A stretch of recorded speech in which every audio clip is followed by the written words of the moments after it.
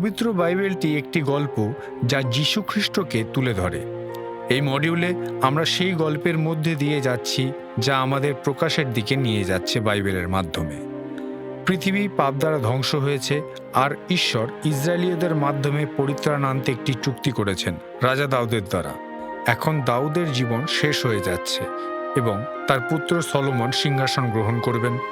তার মহিমা অতুলনীয় এবং তার জ্ঞান অকল্পনীয়, কিন্তু সলোমন ঈশ্বরের চূড়ান্ত রাজা নন। তার গৌরব ক্ষয় হবে। তাহলে প্রকৃত জ্ঞান কোথায় পাওয়া যাবে? প্রত্যেকটি যুগে এই পৃথিবী সেই সমস্ত মানুষদের কথা শুনেছে ও তাদের সম্ভ্রম করেছে যাদেরকে তারা বুদ্ধিমান ও বিজ্ঞ বলে মনে করেছে। বিজ্ঞতা অথবা প্রজ্ঞাকে একটি মূল্যবান গুণ বলে মনে করা হয়। একইভাবে কেউই তাদের বন্ধু ও সহকর্মীদের দ্বারা মূর্খ বলে বিবেচিত হতে চাইবে না। কিন্তু এখানেই একটি সমস্যা রয়েছে, কারণ এই পৃথিবীতে পাপের উপস্থিতি প্রকৃত প্রজ্ঞাকে বিকৃত করে তুলেছে। পৌল বলেছেন যে এই জগৎ ঈশ্বরের প্রজ্ঞাকে, যা হলো প্রকৃত প্রজ্ঞা, মূর্খ বলে বিবেচনা করে, এবং তিনি বলেছেন যে এই জগতের মিথ্যা প্রজ্ঞাকে মূর্খতা বলে প্রকাশ্যে নিয়ে আসা উচিত। বাইবেল যখন মূর্খ শব্দটি ব্যবহার করে তখন তা কোনো ব্যক্তিদের নাম ধরে ডাকছে না। মূর্খতাকে একজন ব্যক্তির চরিত্র ও স্বভাব হিসাবে বর্ণনা করা হয়েছে, যে ঈশ্বরকে ভয় করে না এবং তার বাক্যের অধীনে নিজেকে বশীভূত করে না। সুতরাং প্রকৃত প্রজ্ঞা কি? কিভাবে প্রজ্ঞা ঈশ্বর ভয়ের সাথে সম্পর্কিত? এই সমস্ত কিছুর মধ্যে ঈশ্বর সলোমনকে কি দায়িত্ব দিয়েছিলেন? কিভাবে সবচেয়ে বুদ্ধিমান ব্যক্তি এক মূর্খ সন্তানের জন্ম দিতে পারে?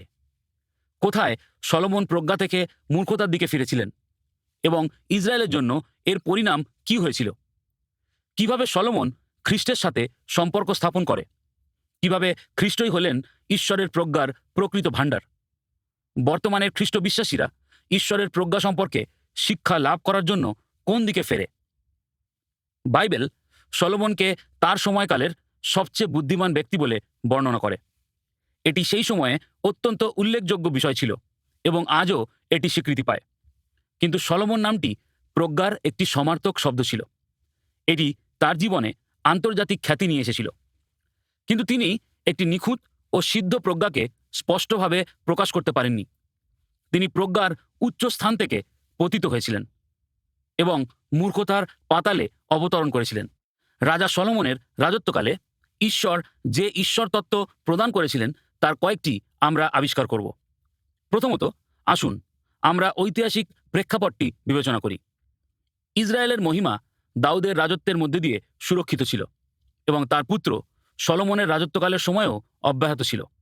দ্বিতীয় শমূয়েল 12 অধ্যায় 24 থেকে 25 পদে আমরা পড়ি যে সলোমনকে জিদিদীয় নামকরণ করা হয়েছিল, যার অর্থ ছিল সদাপ্রভুর প্রিয়। অবশ্যই সলোমন নামটির অর্থ হল শান্তি। প্রথম বংশাবলী 22 অধ্যায় 9 পদে ঈশ্বর দাউদকে এই প্রতিশ্রুতি দিয়েছিলেন, আমি তাহার চারিদিকের সকল শত্রু হইতে তাহাকে বিশ্রাম দিব, কেননা তাহার নাম সলোমন, অর্থাৎ শান্ত হইবে, এবং তাহার সময়ে আমি ইসরায়েলকে শান্তি ও নির্বিঘ্নতা দিব। যেখানে দাউদ একজন যোদ্ধা ছিলেন, সলোমন তার জীবনকালে শান্তির ফল ভোগ করেছিলেন। ঈশ্বর সেই সময়ে ইসরায়েল জাতিকে এক তুলনাহীন শান্তি প্রদান করেছিলেন। ইসরায়েলের শান্তি ও সমৃদ্ধ রাজা সলোমনের রাজত্বকালে চূড়ান্ত পর্যায়ে স্পর্শ করেছিল, যা ইসরায়েলের ইতিহাসে আর কখনো দেখতে পাওয়া যাবে না। প্রথম রাজাবলী 2 অধ্যায়ে 2 পদ থেকে শুরু করে এবং পরবর্তী পদগুলোতে দাউদ সলোমনকে আদেশ করেন ঈশ্বরের চুক্তিকে ধরে রাখতে, ঈশ্বরের প্রতিজ্ঞার উপর নির্ভর করতে এবং ঈশ্বরের ব্যবস্থাকে পালন করতে। আপনি এই শাস্ত্রাংশে লক্ষ্য করবেন যে দাউদ কিভাবে মসির সাথে চুক্তিকে এবং দাউদের সাথে ঈশ্বরের চুক্তিকে অনুগ্রহের চুক্তির দুটি দিক হিসাবে একত্র করেছেন। এই পাঠ্যক্রম জুড়ে আমরা লক্ষ্য করেছি যে অগম্য ঈশ্বরের কাজগুলি শুধুমাত্র কোনো ঐতিহাসিক ঘটনা নয়। ধার্মিকতা ও অধার্মিকতা, আশীর্বাদ ও অভিশাপের উদাহরণগুলিকে অবশ্যই ঈশ্বরের ভবিষ্যতের পরিকল্পনার সাথে সংযুক্ত করতে হবে, যা ঈশ্বরের মহান উদ্ধারের পরিকল্পনার উন্মোচনে খ্রিস্টের দিকে ইশারা করে ও তার সাক্ষ্য প্রদান করে। রাজা সলোমন ভালোভাবে শুরু করেছিলেন, কিন্তু হতাশজনকভাবে শেষ করেছিলেন। তিনি প্রজ্ঞা ও বিজ্ঞতা দিয়ে শুরু করেছিলেন, কিন্তু মূর্খতা দিয়ে শেষ করেছিলেন। যারা সলোমনের আগে এসেছিলেন তাদের মধ্যে কেউ কেউ, যেমন যিহোশূয় 2 বিবরণ 34 অধ্যায় 9 পদ, ও দাউদ নিজে 2 শমূয়েল 14 অধ্যায় 20 পদ তাদের বিজ্ঞতার জন্য পরিচিত ছিলেন। কিন্তু তবুও ইসরায়েলের ইতিহাসের অন্য যে কোনো ব্যক্তির তুলনায় বাইবেল অনেক বেশি জোর দিয়ে থাকে সলোমনের বিজ্ঞতার উপর। প্রথম রাজাবলী 3 অধ্যায়ে আমরা পড়ি যে ঈশ্বর সলোমনকে যা ইচ্ছা তাই যাচনা করার একটা সুযোগ দিয়েছিলেন। কিন্তু সলোমন প্রজ্ঞা যাচনা করার মধ্যে দিয়ে সেই প্রস্তাবের প্রতি সাড়া দিয়েছিলেন। ঈশ্বর সলোমনকে এমন প্রজ্ঞা দিয়েছিলেন যা পৃথিবীর অন্য যে কোনো ব্যক্তির প্রজ্ঞার থেকে অনেক বেশি ছিল, যার কারণে, যেমন আমি ইতিমধ্যেই বলেছি, তার জীবনে আন্তর্জাতিক খ্যাতি নিয়ে এসেছিল। এটি আমরা লক্ষ্য করি প্রথম রাজাবলী 4 অধ্যায় 30 থেকে 34 পদে, যেখানে আমরা পড়ি, তাহাতে পূর্বদেশের সমস্ত লোকের জ্ঞান ও মিস্রীয়দের যাবতীয় জ্ঞান হইতে সলোমনের অধিক জ্ঞান হইল। পরে লেখা আছে, আর পৃথিবীস্থ যে সকল রাজা সলোমনের জ্ঞানের সংবাদ শুনিয়াছিলেন, তাহাদের নিকট হইতে সর্বদেশীয় লোক সলোমনের জ্ঞানের উক্তি শুনিতে আসিত। রানী শিবা একজন উদাহরণ ছিলেন, যিনি সলোমনের প্রজ্ঞা দ্বারা আকৃষ্ট হয়েছিলেন, এবং তিনি যা দেখতে পেয়েছিলেন তা তার প্রত্যাশার ঊর্ধ্বে ছিল। সলোমনের রাজত্ব ঈশ্বর পরিকল্পিত করেছিলেন বাকি জাতিগুলোকে প্রভাবিত করার জন্য, কিন্তু খুব শীঘ্রই অন্যান্য জাতিগুলি তাকে প্রভাবিত করা শুরু করেছিল। তার শুরু অত্যন্ত উজ্জ্বল হওয়া সত্ত্বেও তিনি ঈশ্বরের ব্যবস্থা ও তার চুক্তির শর্তগুলি থেকে মুখ ফিরিয়ে নেওয়ার প্রলোভনগুলিতে পা দিয়েছিলেন। তিনি পরজাতীয় মহিলাদের সাথে বিবাহ করেছিলেন, যা ঈশ্বরের ব্যবস্থায় নিষেধ করা হয়েছিল। এই স্ত্রীরা মন্দ প্রভাব এনেছিল, যা তাকে মূর্তি পূজা করার মধ্যে পরিচালনা করেছিল, যা 2 বিবরণ 7 অধ্যায় 3 থেকে 4 পদে এই সমস্ত কিছু প্রথম রাজাবলী 11 অধ্যায় 1 থেকে 6 পদের মধ্যে বর্ণনা করা আছে। এবং যদিও এটি একটু বেশি দীর্ঘ, তবুও এই বিষয়ে পড়া ও শোনা আমাদের জন্য লাভজনক হবে।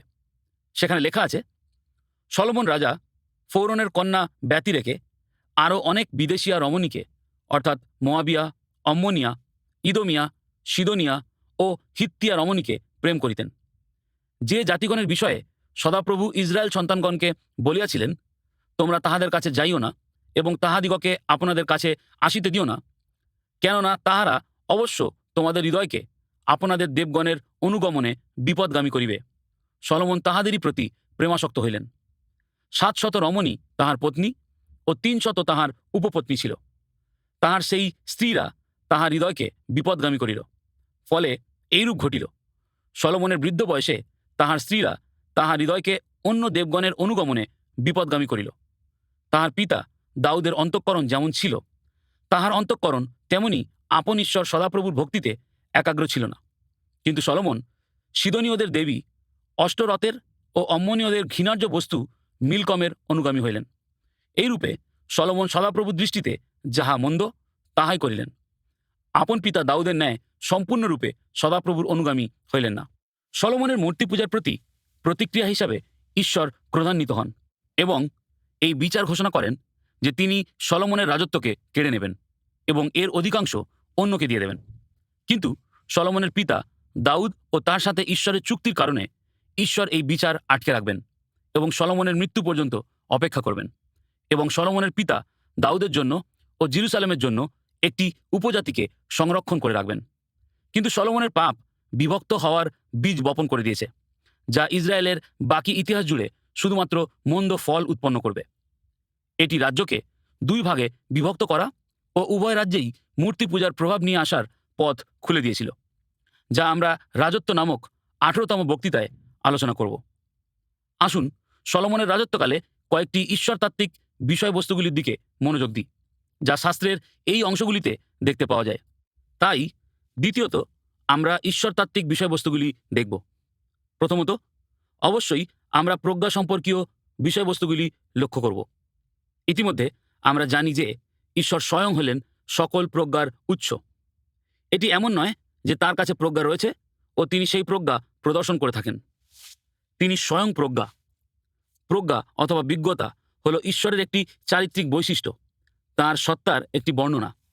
তাকে বলা হয়েছে প্রজ্ঞাবান ঈশ্বর, রোমীয় 16 অধ্যায় 27 পদ, এবং একমাত্র প্রজ্ঞাবান ঈশ্বর আমাদের ত্রাণকর্তা, জিহুদা 25 পদে। যিশাইয়া 40 অধ্যায় 14 পদে আমরা এই প্রশ্নটি শুনে থাকি, তিনি কাহার কাছে মন্ত্রণা গ্রহণ করিয়াছেন, কে তাহাকে বুদ্ধি দিয়াছে ও বিচারপথ দেখাইয়াছে, তাহাকে জ্ঞান শিক্ষা দিয়াছে ও বিবেচনার মার্গ জানাইয়াছে। অবশ্যই এর উত্তর হলো কেউ না। ঈশ্বরের কোনো সমতুল্য নেই। যেহেতু ঈশ্বর স্বয়ং হলেন প্রজ্ঞা, তার বাক্য প্রজ্ঞা প্রদান করে। মনে রাখবেন, 2 বিবরণ 4:6 বলে যে ঈশ্বরের ব্যবস্থা হলো ইসরায়েলের জ্ঞান ও বুদ্ধিস্বরূপ। সেখানে লেখা আছে, অতএব তোমরা সে সমস্ত মান্য করিও ও পালন করিও, কেননা জাতি সকলের সমক্ষে তাহাই তোমাদের জ্ঞান ও বুদ্ধিস্বরূপ হইবে। এই সকল বিধি শুনিয়া তাহারা বলিবে, সত্যই এই মহাজাতি জ্ঞানবান ও বুদ্ধিমান লোক। এর বিপরীত মানুষের ভ্রষ্ট মন কল্পনায় অলিক এবং তার মূর্খ হৃদয় অন্ধকারময়। আপনাদিগকে বিজ্ঞ বলিয়া তাহারা মূর্খ হইয়াছে, যেমন রোমিও 1 লেখা আছে। যিশাইয় 55 আমাদের শেখায় যে ঈশ্বরের পথ এবং ঈশ্বরের চিন্তাভাবনা মানুষের পথ ও চিন্তাভাবনার চেয়ে অনেক বেশি উচ্চ। পৃথিবী থেকে স্বর্গ যতটা উচ্চ, তার চেয়েও বেশি উচ্চ। প্রকৃত প্রজ্ঞা হল ঈশ্বরকেন্দ্রিক এবং এটি তার ইচ্ছার উপর ভিত্তি করে গড়ে ওঠে, যা আমরা তার বাক্যের মধ্যে খুঁজে পাই। সুতরাং প্রজ্ঞা হল শাস্ত্রকে আমাদের জীবনের ব্যবহারিক ক্ষেত্রগুলিতে প্রয়োগ করার ক্ষমতা। সেইগুলিকে ঈশ্বরের দৃষ্টিকোণ থেকে দেখার মাধ্যমে, ঈশ্বরের ইচ্ছাকে উপলব্ধি করা এবং ঈশ্বরের বাক্যকে অনুসরণ করার মাধ্যমে। কিন্তু প্রজ্ঞা অথবা বিজ্ঞতা চুক্তির শিক্ষাতত্ত্বের সাথেও জড়িত। হিতোপদেশ 1-9 মধ্যে বিবাহের একটি চুক্তিবদ্ধ পরিভাষার মধ্যে দিয়ে প্রজ্ঞাকে একজন ব্যক্তিরূপে প্রকাশ করা হয়েছে। সে অর্থাৎ প্রজ্ঞা ঈশ্বরের লোকেদেরকে ক্রন্দন সহকারে ডাকছে, তাদেরকে উপেক্ষা করার জন্য নয়, কিন্তু কর্ণপাত করার জন্য আহ্বান করা হয়েছে। যখন আমরা কর্ণপাত করি, তখন প্রজ্ঞা তোমার হৃদয়ে প্রবেশ করিবে এবং সে তোমাকে উদ্ধার করিবে পরকীয়া স্ত্রী হইতে, সেই চাটুবাদিনী বিজাতিয়া হইতে। সে যৌবনকালের মিত্রকে ত্যাগ করে আপন ঈশ্বরের নিয়ম ভুলিয়া যায়। হিতোপদেশ 2:10-16 ত্যাগ এবং ভুলিয়া যায় শব্দগুলিকে লক্ষ্য করবেন। এই শব্দগুলি ভাববাদীরা প্রচুর পরিমাণে ব্যবহার করেছিলেন। এই চুক্তি লঙ্ঘনের মধ্যে রয়েছে ব্যভিচার ও পরকীয়া স্ত্রীর সাথে যৌন সম্পর্ক। একটি বিষয় যা আমরা ভাববাদীদের নিয়ে আলোচনা করার সময় বিবেচনা করব, কিন্তু লক্ষ্য করবেন যে কিভাবে এই বিজাতীয় স্ত্রী মূর্খতাকে দর্শাচ্ছে, যা প্রজ্ঞারূপী স্ত্রীর বিপরীত। লক্ষ্য করবেন যে কিভাবে এরা নরক ও মৃত্যুর গহ্বরের দিকে পরিচালনা করে, যেমন আমরা হিতোপদেশ 7:27 দেখতে পাই। প্রজ্ঞা লাভ করা যায় ঈশ্বরের ব্যবস্থাকে স্মরণে রাখার মধ্যে দিয়ে এবং ঈশ্বরের আজ্ঞাকে পালন করার মধ্যে দিয়ে। 3:1 3:18 লক্ষ্য করবেন, এটি হলো জীবন বৃক্ষ। এটি সেই ভাষা যা আমাদের এদন উদ্যানের সাথে এবং ভবিষ্যতের স্বর্গের চিত্রের সাথে যুক্ত করে। ইব্রিয় 12:5 এবং পরবর্তী পদগুলি হিতোপদেশ 3:11-12 উল্লেখ করে এবং সেই সকল ব্যক্তিদের কথা বলে যারা ঈশ্বরের অনুশাসন ও শাস্তিকে ভালোবাসার মধ্যে দিয়ে প্রশিক্ষিত হয়েছে। আপনি দেখতে পাচ্ছেন, মূর্খতাকে ত্যাগ করে প্রজ্ঞার দিকে দৌড়ে যাওয়ার আহ্বানটি হল ঈশ্বরের চুক্তিকে ধরে রাখার একটি আহ্বান। সলোমন প্রাথমিক বছরগুলিতে প্রশংসিত হয়েছিলেন প্রজ্ঞাকে বেছে নেওয়ার জন্য, কিন্তু এটি তার নিজের চেয়েও এবং ইসরায়েল জাতির ঊর্ধ্বে এর উদ্দেশ্য ছিল। প্রথম রাজাবলী 10:23-25 লক্ষ্য করুন। সেখানে লেখা আছে, এই রূপে ঐশ্বর্যে ও জ্ঞানে সলোমন রাজা পৃথিবীস্থ সকল রাজার মধ্যে প্রধান হইলেন। আর ঈশ্বর সলোমনের চিত্তে যে জ্ঞান দিয়াছিলেন, তাহার সেই জ্ঞানের উক্তি শুনিবার জন্য সর্বদেশীয় লোক তাহার সহিত সাক্ষাৎ করিতে চেষ্টা করিত। আরও লেখা আছে, আর প্রত্যেকজন আপন আপন উপঢৌকন, রৌপ্যময় পাত্র, স্বর্ণময় পাত্র, বস্ত্র, অস্ত্র ও সুগন্ধি দ্রব্য, অশ্ব ও অশ্বতর আনিত। যেমন আমরা ইতিমধ্যেই দেখেছি, ঈশ্বর উদ্দেশ্য করেছিলেন যে সলোমনের প্রজ্ঞা বাকি জাতির কাছে একটি জ্যোতিস্বরূপ হবে। সেই সকল জাতি ঈশ্বরের মহিমা ও তার ব্যবস্থার বিজ্ঞতা লক্ষ্য করবে। গীতসংহিতা ও ভাববাদীদের দ্বারা লেখা পুস্তকগুলি এই বিষয়টির উপর পুনরায় জোর দিয়েছে যে ঈশ্বর চেয়েছিলেন প্রজ্ঞার এই অনুগ্রহ দান যেন বাকি জাতিদের আকর্ষিত করে ও তার মহিমাকে তাদের কাছে প্রদর্শন করে, জাতিগুলিকে ঈশ্বরের তত্ত্বজ্ঞানের অধীনে নিয়ে আসার মধ্যে দিয়ে।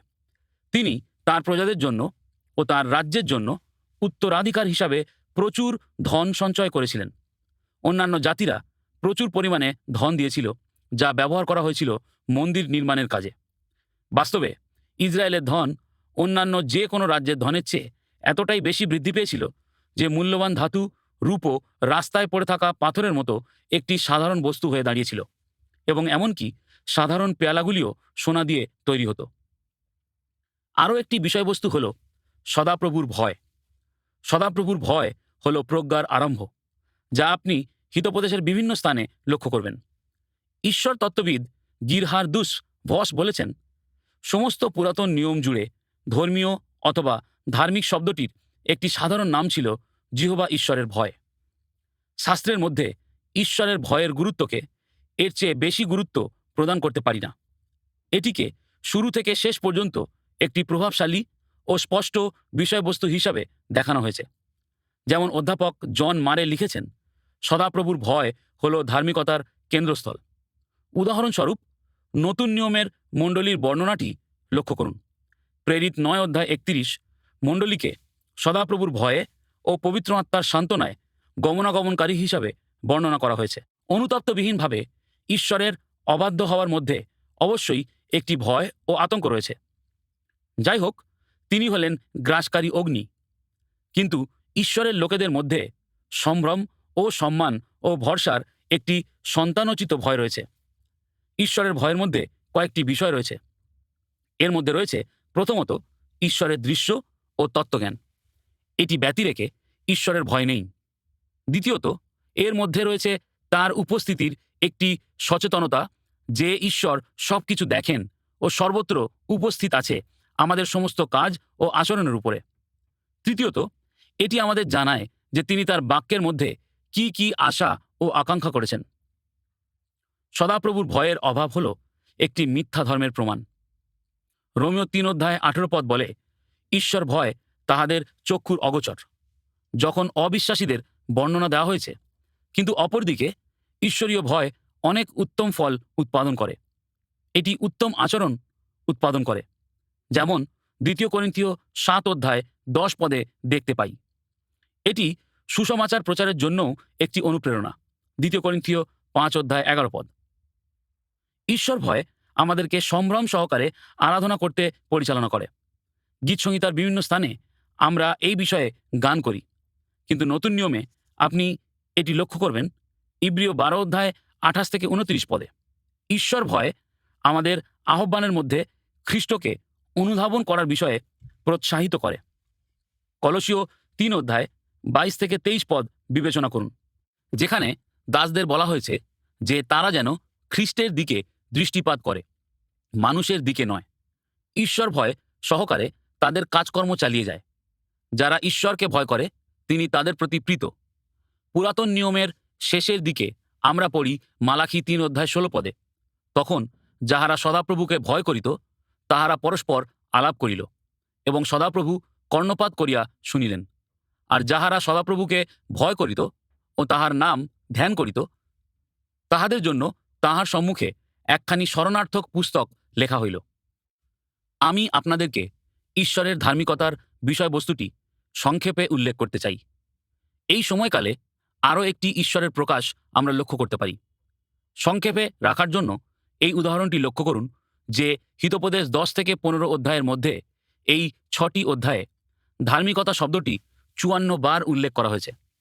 ঈশ্বর ভয়ের সাথে প্রকৃত প্রজ্ঞা সংমিশ্রণ করলে সুসমাচার ধার্মিকতা উৎপাদন করে। ঈশ্বরের চিন্তাভাবনার অধীনে নিজেকে বশীভূত করা ও ঈশ্বরের পথে চলা। অবশেষে এই পয়েন্টের অধীনে আমাদের অবশ্যই সংক্ষেপে সলোমনের লেখা এই প্রজ্ঞা পুস্তকগুলির উল্লেখ করা উচিত। হিতোপদেশ, উপদেশক এবং পরঙ্গীত। হিতোপদেশ বিশ্বাসীদেরকে ঐশ্বরিক প্রজ্ঞা সম্পর্কে শেখায় ঈশ্বর ভয়ের মধ্যে দিয়ে, এবং ধার্মিক জীবনযাপন করার ব্যবহারিক নির্দেশ প্রদান করে। এটি দর্শায় যে ঈশ্বর চান যে আমরা যেন সূক্ষ্ম বিষয়গুলিতেও তাঁর ইচ্ছা অনুযায়ী চলি। ঈশ্বর ভয় হল এই সমস্ত পুস্তকের ভিত্তিমূল। এটি শুরু হয় ঈশ্বর ভয় দিয়ে ও শেষ হয় ঈশ্বর ভয় দিয়ে। 1:7 এবং 31:30। এবং অবশ্যই প্রজ্ঞা হল প্রধান ও স্পষ্টরূপে দেখতে পাওয়া বিষয়বস্তু, কিন্তু হিতোপদেশের শীর্ষক হল ঈশ্বরের নৈতিক ব্যবস্থা। হিতোপদেশ নৈতিক ব্যবস্থাকে উন্মোচন করে ও প্রতিদিনের জীবনের প্রত্যেকটি ছোট ছোট বিষয়েও প্রয়োগ করে। উপদেশক এমন এক জীবনের মূর্খতা ও অসারতা প্রদর্শন করে যে জীবনের কেন্দ্রে ঈশ্বর নেই। ঈশ্বরের প্রজ্ঞা যা তার ভয় ও ব্যবস্থার মধ্যে বদ্ধমূল রয়েছে, সেটা অনুধাবন না করার পরিণামে কি হয় তা শিখিয়েছে। এই পুস্তকের সারাংশ এই বিষয়টির প্রমাণ স্থাপন করে। উপদেশক 12 অধ্যায় 13 পদ বলে, আইসো, আমরা সমস্ত বিষয়ের উপসংহার শুনি। ঈশ্বরকে ভয় করো ও তাহার আজ্ঞা সকল পালন করো, কেননা ইহাই সকল মনুষ্যের কর্তব্য। তৃতীয়ত, পরমগীত। এটি একটি অত্যন্ত মূল্যবান পুস্তক যা সমস্ত অতীতের রিফর্মড লেখকেরা অত্যন্ত মূল্যবান বলে মনে করেছিলেন, যা খ্রিস্টের ভার্যা অর্থাৎ মণ্ডলীর সাথে খ্রিস্টের একটি সুন্দর সম্পর্ককে চিত্রায়িত করেছে। আপনি যদি এই বিষয়টির সাথে অপরিচিত থাকেন, তাহলে আপনাকে এই গুরুত্বপূর্ণ পুস্তকটিকে গভীরভাবে অধ্যয়ন করতে হবে। ঈশ্বরের লোকেদের সাথে তার চুক্তিপূর্ণ সম্পর্কটিকে বর্ণনা করার মধ্যে বিবাহের প্রসঙ্গটি সমস্ত পুরাতন নিয়ম জুড়ে দেখতে পাওয়া যায়। এর অনেকগুলি উল্লেখ আপনি দেখতে পাবেন।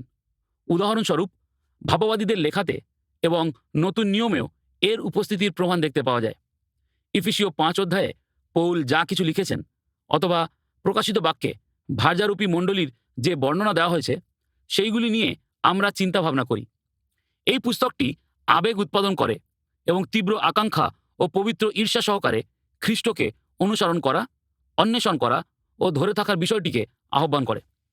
শুধুমাত্র খ্রিস্ট বিশ্বাসীরা খ্রিস্টের সম্বন্ধে এই রূপে বলতে পারে, আমার প্রিয় আমারই, আর আমি তাহারই। পরমগীত শুধুমাত্র মানবিক প্রেম ও বিবাহের কোনো প্রেম কাহিনী নয়, এটি আমাদেরকে আমাদের স্বর্গীয় স্বামীর প্রতি বিশ্বস্ত প্রেমের বিজ্ঞতা সম্পর্কে শিক্ষা দেয়। তৃতীয়ত, আমাদের অন্তিম প্রধান বিষয়বস্তু হিসাবে রাজা সলোমনের রাজত্বকালে যা আমরা দেখতে পাই, নতুন নিয়মে তার পরিপূর্ণতা নিয়ে আমাদের বিবেচনা করতে হবে। দুটি শ্রেণীর অধীনে নতুন নিয়মের পরিপূর্ণতা আমরা লক্ষ্য করি। প্রথমত, প্রভু যীশু খ্রিস্ট, যেখানে প্রজ্ঞা ছিল রাজা সলোমনের সম্মান। ঈশ্বরের প্রকৃত প্রজ্ঞা সলোমনের মধ্যে পূর্ণ প্রকাশ পায়নি, কারণ সলোমন শেষের সময়ে মূর্খতার দিকে ফিরেছিলেন। প্রজ্ঞা সর্বশ্রেষ্ঠভাবে খ্রিস্টেতে প্রদর্শিত হয়েছে। তিনি সলোমনের চেয়েও মহান। এই পাঠ্যক্রমের প্রথম বক্তৃতার শেষে আমরা রানী শিবা ও রাজা সলোমনের মধ্যে কথোপকথন নিয়ে আলোচনা করেছি। মথি 12 অধ্যায় 42 পদে আমরা পড়ি, দক্ষিণ দেশের রানী বিচারে এই কালের লোকদের সহিত উঠিয়া ইহাদিগকে দোষী করিবেন, কেননা সলোমনের জ্ঞানের কথা শুনিবার জন্য তিনি পৃথিবীর প্রান্ত হইতে আসিয়াছিলেন। আর দেখো, সলোমন হইতে মহান এক ব্যক্তি এখানে আছেন। আমরা দেখেছি যে কিভাবে এটি খ্রিস্টের তুলনাহীন মহিমার দিকে নির্দেশ করে, এবং যারা তার দিকে দৃষ্টিপাত করে তাদের শ্বাসরুদ্ধ হয়ে যায়। যিশাইয় 11 অধ্যায় 1 থেকে 3 পদে খ্রিস্টের বিজ্ঞতা সম্পর্কে ভবিষ্যৎবাণী করা হয়েছে, এবং আপনার এই পাঠ্য অংশটি পড়া উচিত। এবং এটি লুক 2 অধ্যায় 40 পদে তার আগমনের মধ্যে দিয়ে পূর্ণতা লাভ করেছে। খ্রিস্টকে ঈশ্বরের জ্ঞানস্বরূপ বলে বর্ণনা করা হয়েছে। তিনিই হলেন ঈশ্বরের প্রজ্ঞা, 1 করিন্থীয় 1 অধ্যায় 24 পদ। এবং পৌল বলেছেন যে খ্রিস্টেতে আমরা প্রজ্ঞার ও জ্ঞানের ভাণ্ডার খুঁজে পাই। কলসীয় 2 অধ্যায় 3 পদ বলে, ইহার অর্থাৎ খ্রিস্টের মধ্যে জ্ঞানের ও বিদ্যার সমস্ত নিধি গুপ্ত রহিয়াছে। দ্বিতীয় ক্ষেত্র যেখানে নতুন নিয়মে পরিপূর্ণতা খুঁজে পাই, সেটা হলো খ্রিস্ট বিশ্বাসীদের প্রেক্ষাপটে। প্রকৃতপক্ষে এই জগতের বুদ্ধি হলো মূর্খতা সমান। 1 করিন্থীয় 1 অধ্যায় 20 পদে লেখা আছে, জ্ঞানবান কোথায়? অধ্যাপক কোথায়? এই যুগের বাদানুবাদকারী কোথায়? ঈশ্বর কি জগতের জ্ঞানকে মূর্খতায় পরিণত করেন নাই? সাম্প্রতিক খ্রিস্ট বিশ্বাসীরা অনবরত জগতের ও ঈশ্বরের বাক্যের এই দাবির মধ্যে একটি প্রতিদ্বন্দ্বিতার সম্মুখীন হতে থাকে। যাকব 3 অধ্যায় 15 এবং পরবর্তী পদগুলি জাগতিক বিজ্ঞতার একটি বিপরীত চিত্র প্রদান করে, এবং এই জাগতিক বিজ্ঞতাকে পার্থিব, মাংসিক এবং শয়তানি বলে বর্ণনা করা হয়। এবং ঊর্ধ্ব থেকে যে প্রজ্ঞা আসে তা প্রথমত কোমল, তারপর শান্তিমূলক, এবং আরও কিছু বর্ণনা করা হয়েছে। বিশ্বাসীরা শুধুমাত্র খ্রিস্টেতে প্রকৃত প্রজ্ঞা খুঁজে পায়। আমরা খ্রিস্টের বাক্য অধ্যয়ন করি প্রকৃত প্রজ্ঞা লাভ করার জন্য। 2 তিমথিও 3 অধ্যায় 15 পদে পৌল তিমথিওকে এই কথা বলেন, আরও জানো, তুমি শিশুকাল অবধি পবিত্র শাস্ত্রকলাপ জ্ঞাত আছো। সে সকল খ্রিস্ট যিশু সম্বন্ধীয় বিশ্বাস দ্বারা তোমাকে পরিত্রাণের নিমিত্ত জ্ঞানবান করিতে পারে। বাইবেলে আমরা খ্রিস্ট ও সুসমাচার সম্পর্কে তত্ত্বজ্ঞান লাভ করি। 1 করিন্থীয় 1:17 পদে এবং পরবর্তী পদগুলি শিক্ষা দেয় যে সুসমাচার প্রচার, ক্রুশের বার্তার প্রচার এই জগতের কাছে মূর্খতা মনে হয়, কিন্তু এটাই হলো ঈশ্বরের প্রকৃত প্রজ্ঞা। সাম্প্রতিক বিশ্বাসীরা খ্রিস্টের দিকে দৃষ্টিপাত করতে থাকে, সুসমাচারের প্রজ্ঞাকে শেখার জন্য, যা পরিত্রাণের দিকে আমাদের নিয়ে যায়। এই পরিত্রাণের ফলস্বরূপ সেই ব্যক্তি ঈশ্বর ভয়ে চলতে থাকে, ঈশ্বরের ব্যবস্থার আলোকে জীবনযাপন করে এবং ঈশ্বরের চুক্তিকে দৃঢ়ভাবে ধরে থাকে। এই কারণে রোমীয় 12:2 পদ বলে, আর এই যুগের অনুরূপ হইও না, কিন্তু মনের নূতনীকরণ দ্বারা স্বরূপান্তরিত হও, যেন তোমরা পরীক্ষা করিয়া জানিতে পারো ঈশ্বরের ইচ্ছা কি, যাহা উত্তম ও প্রীতিজনক ও সিদ্ধ। সারাংশে রাজা সলোমনের রাজত্ব আমাদের শিক্ষা দেয় যে প্রজ্ঞা ও তত্ত্বজ্ঞানের সমস্ত ধন খ্রিস্টেতে গুপ্ত রয়েছে, যিনি স্বয়ং হলেন ঈশ্বরের জ্ঞানস্বরূপ।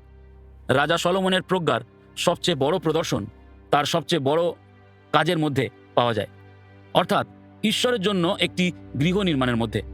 এর পরের বক্তৃতায় আমরা মন্দিরের ঈশ্বরতাত্ত্বিক বিষয়গুলি আবিষ্কার করব। আমরা আশা করি এই বক্তৃতায় যা বিবেচনা করেছি তা দ্বারা আপনি অনুপ্রাণিত হয়েছেন। রেভ রবার্ট ম্যাককার্লির সাথে যোগ দিন। পরের অংশ বাইবেল তত্ত্বের মাধ্যমে আমাদের যাত্রা আরও গভীর হবে এবং জানতে সাহায্য করবে রাজা সলোমনের মন্দির কিভাবে যিশুর প্রকাশ করে।